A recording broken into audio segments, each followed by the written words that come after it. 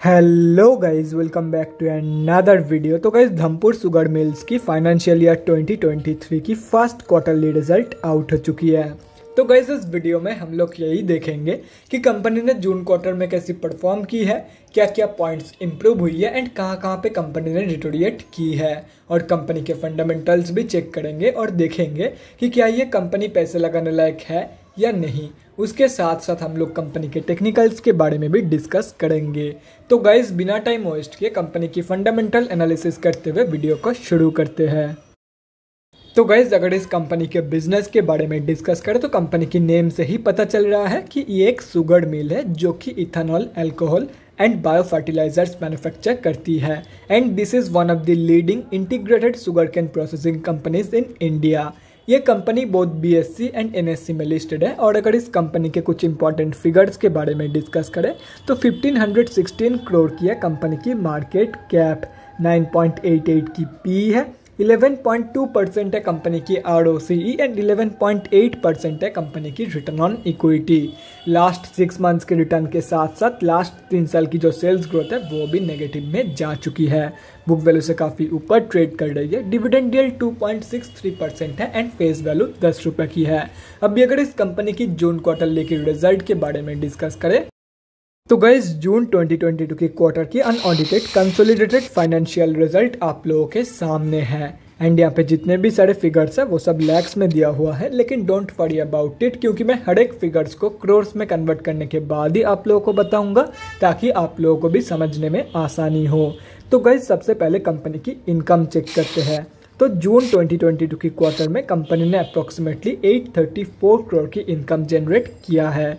और अगर ये मार्च 2022 की क्वार्टर एंड जून 2021 की क्वार्टर से कंपेयर किया जाए तो मार्च 2022 की क्वार्टर में कंपनी ने अप्रॉक्सीमेटली 539.48 करोड़ की इनकम जनरेट किया था एंड जून 2021 की क्वार्टर में 545.07 करोड़ की इनकम। तो ईयर ऑन ईयर बेसिस पे and quarter on quarter basis पे कंपनी ने एक ज़बरदस्त इनकम ग्रोथ यहाँ पे दिखाई है। अभी अगर कंपनी की नेट प्रॉफिट मतलब प्रॉफिट आफ्टर टैक्स के बारे में डिस्कस करें तो जून 2022 की क्वार्टर में कंपनी ने अप्रॉक्सीमेटली 39.3 करोड़ की प्रॉफिट जनरेट किया है। मार्च 2022 की क्वार्टर में कंपनी ने 29.72 करोड़ की प्रॉफिट जनरेट किया था एंड जून 2021 की क्वार्टर में 31.13 करोड़ की प्रॉफिट। तो again year on year basis पे and quarter on quarter basis पे कंपनी ने एक जबरदस्त प्रॉफिट ग्रोथ यहाँ पे दिखाई है। अभी अगर कंपनी की EPS मतलब अर्निंग पर शेयर के बारे में डिस्कस करें तो जून 2022 की क्वार्टर की EPS निकल के आ रही है 5.92 की, जून 2021 की क्वार्टर में ये थी 4.69 की एंड मार्च 2022 की क्वार्टर में ये थी 4.48 की। तो कंपनी की जो EPS ग्रोथ है वो भी बहुत ही ज़बरदस्त निकल के आई है ईयर ऑन ईयर बेसिस पे and quarter on quarter basis पे। तो अगर ओवरऑल देखा जाए तो हर एक जगह पे कंपनी ने पॉजिटिव ग्रोथ ही दिखाई है इन जून 2022 की क्वार्टर। तो ओवरऑल जो रिजल्ट निकल के आई है वो बहुत ही बढ़िया निकल के आई है जून 2022 की क्वार्टर की। अभी अगर कंपनी की बैलेंस शीट की हेल्थ के बारे में डिस्कस करें फाइनेंशियल ईयर 2022 में कंपनी की रिजर्व के साथ साथ डेट भी रिड्यूस हुई है, लेकिन अगर देखा जाए तो रिजर्व ज़्यादा रिड्यूस हुई है कंपेयर टू कंपनी की डेट मतलब बैलेंस शीट की हेल्थ डिटोरिएट हुई है इन फाइनेंशियल ईयर 2022।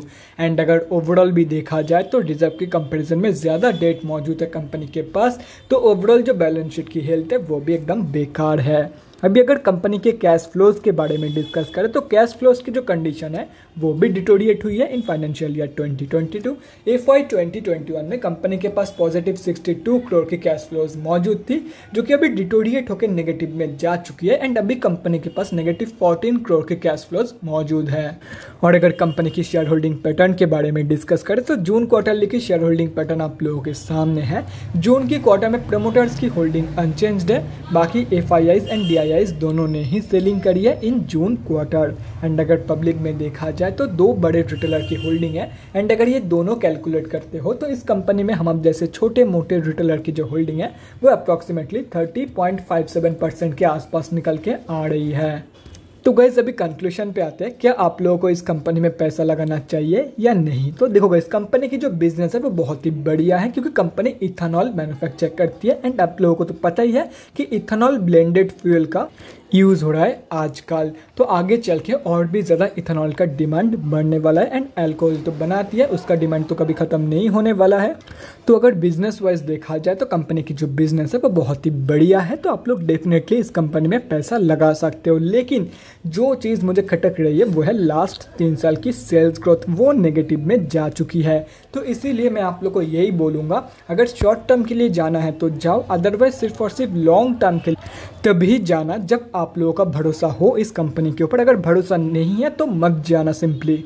अभी अगर कंपनी के टेक्निकल्स के बारे में डिस्कस करें तो गाइज यहाँ पे हम लोग आ चुके हैं NSE के डेली चार्ट पे। सबसे पहले उन लोगों के बारे में डिस्कस करते हैं जो लोग इस कंपनी में लॉन्ग टर्म के लिए एंट्री प्लानिंग कर रहे हैं।